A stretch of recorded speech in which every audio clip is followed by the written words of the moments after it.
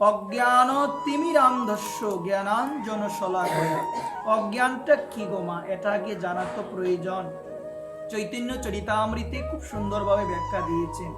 অজ্ঞান তমের নাম কহিয়া কইত, মন দিয়ে শুনবেন, অজ্ঞান তমের নাম কহিয়া কইত, ধর্ম অর্থ কাম মুখ্য বাঞ্ছা আদি সব, তার মধ্যে মুখ্য বাঞ্ছা কৈথব প্রদান, যাহা হইতে কৃষ্ণ ভক্তি হয় অন্তর্ধান। এখানে বিশেষভাবে এটি জানা প্রয়োজন। অজ্ঞানটা আসলে কি মা? আমাদের জীবনে অজ্ঞানটা কি, এটা আগে জানতে তো হবে। বর্তমান সময়ে আমরা অনেক জ্ঞানী হয়ে যাই, কিন্তু প্রকৃতপক্ষে আমরা এখনো চিহ্নিতই করতে পারলাম না যে অজ্ঞান আসলে কি। একটা অজ্ঞানের কথা আমি বলি, আমাদের অনেক অজ্ঞানতা আছে মা। এর মধ্যে একটা অজ্ঞানতা হলো আমরা ভাবছি জগতে এসে যে জগতের মানুষই হলো আমাদের আপন।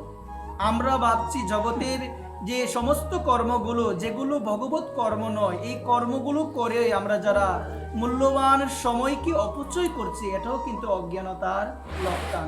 অজ্ঞানতার আরো অনেক লক্ষণ, ভগবানের সেবা না দিয়ে কোনো কিছু গ্রহণ করা, ভগবানকে বুক নিবেদন না করে গ্রহণ করা, এটাও এক প্রকারের অজ্ঞানতা। কিন্তু চৈতন্য চরিতামৃতের মধ্যে শ্রীকৃষ্ণ দাস কবিরাজ গোস্বামীপাদ বলছেন, অজ্ঞান তমের নাম কহিয়া কইত, ধর্ম অর্থ কাম মুখ্য বাঞ্ছা আদি সব, এর মধ্যে মুখ্য বাঞ্ছা কৈথব প্রদান, যাহা হইতে কৃষ্ণ ভক্তি হয় অন্তর্ধান।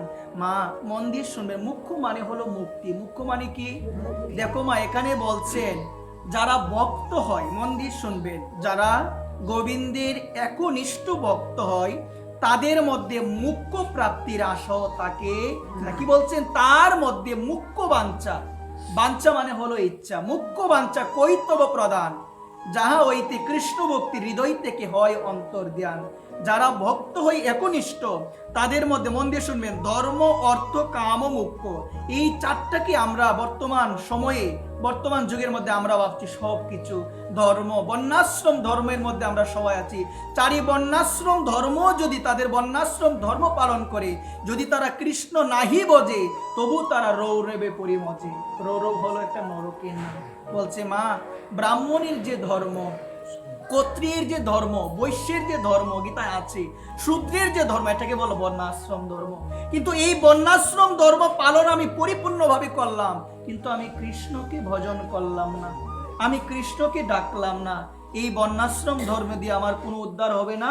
চৈতন্য চরিতামৃত বলছেন, চারি বর্ণাশ্রম ধর্ম যদি পালন করে মানুষ যথাযথ ভাবে, কিন্তু সে যদি কৃষ্ণ নাই বোঝে, তার গতি হয় রৌরব নরকে। ধর্ম অর্থ কাম মুখ্য, কাম অর্থ মুখ্য, এই সমস্ত কিছু ভক্তের কাছে তুচ্ছ হয়ে যায়।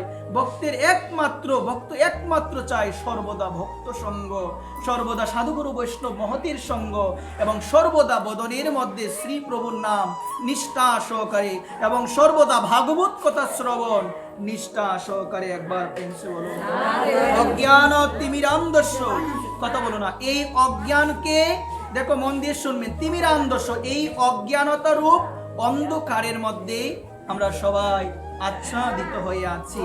এই অজ্ঞান রূপ অন্ধকার থেকে জ্ঞানাঞ্জন শলাকয়া, জ্ঞানাঞ্জন কি সবাই, কথা বলো না কেউ, জ্ঞানাঞ্জন শলাকয়া দিয়ে যিনি আমাদেরকে উদ্ধার করেন, আলোর পথে নিয়ে আসেন, আলোর পথের দিশাহারা দেখান, তিনি হলেন আমাদের প্রত্যেকের শ্রী গুরুদেব। সেই শ্রী গুরুদেবকে আমরা কি করি? অজ্ঞান তিমিরান্ধস্য, এই যে মন্ত্রটা আমরা বলি না, এই মন্ত্রটা কে লিখেছে গো মা?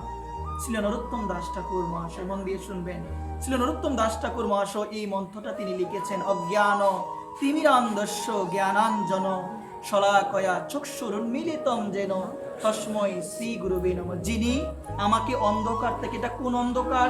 কারেন্ট গেলে যে অন্ধকার আসে এটা, বিদ্যুৎ চলে গেলে যে অন্ধকার আসে এটা, বা সূর্য অস্ত চলে গেলে যে অন্ধকার আসে এটা, এটা নয় মা, এটা হলো আমাদের মনের অন্ধকার। এই মনের অন্ধকার থেকে যিনি আমাকে আলোর পথে নিয়ে আসবে, অজ্ঞান তিমিরান্ধস্য, যিনি আমাকে অজ্ঞান রূপ অন্ধকার থেকে আলোর পথে নিয়ে আসবে, তিনি তো হলো আমাদের শ্রী গুরুদেব। সেই শ্রী গুরুদেবকে আমি বারংবার প্রণাম নিবেদন করি, যিনি আমার প্রতি প্রসন্ন হলে যস্য প্রসাদাদ ভগবদ প্রসাদ যস্য প্রসাদন্ন গতগত হপি দেয়াং স্তবম স্তস্য যশশ্রী সন্দং বন্দে গুরু শ্রী চরণারবিন্দ। আমি সেই শ্রী গুরু পাদপদ্মের বন্দনা করি, যিনি আমার প্রতি প্রসন্ন হলে আমার সাক্ষাৎ ব্রজেন্দ্র নন্দন আরাধ্য ভগবান ব্রজেশ তনয় স্তদাম বৃন্দাবনম, আমার সেই বৃন্দাবন বিহারী ভগবান আমার প্রতি প্রসন্ন হয়। সেই শ্রী গুরুদেবের শ্রী পাদপদ্মে আমি সকাল দুপুর ত্রিসন্ধ্যায় আমি বন্দনা করি।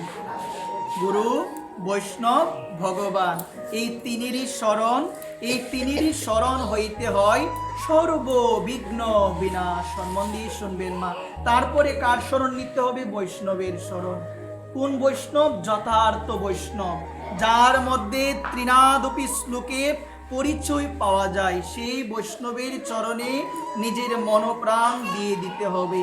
যার কাছে গেলে আমি কিছু পাবো, যার কাছে গেলে আমার মনে কোনো কামনা থাকবে না, যার কাছে গেলে আমার মনে হবে এতদিন যা করিলাম আমি এই জগতে সমস্ত কিছু আমার বৃথা, কিন্তু সার যে জিনিসটা এটা আমি করতে পারি নাই, এটা আমি করতে পারি নাই।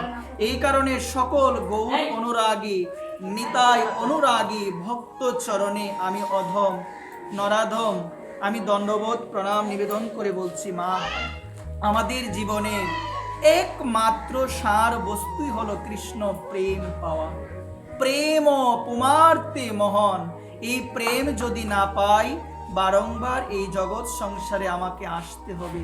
এই কারণে মা শরণ নিতে হবে, গুরু বৈষ্ণব ভগবানের শরণ নিতে হবে। দেখবেন বৈষ্ণবের প্রণাম মন্ত্রে আমরা বলি না বাঞ্ছা কল্প তরু ভস্য কৃপা সিন্ধুভ্য এবচ পতিতানাং পাবনেভ্য বৈষ্ণবেভ্যো নমো নমঃ। জয় জয় পতিত পাবন বৈষ্ণব ঠাকুর কি জয়, জয় পতিত পাবন বৈষ্ণব গোসাই কি জয়, জয় শ্রী রাধে শ্যাম নিতাই গৌর হরি। মা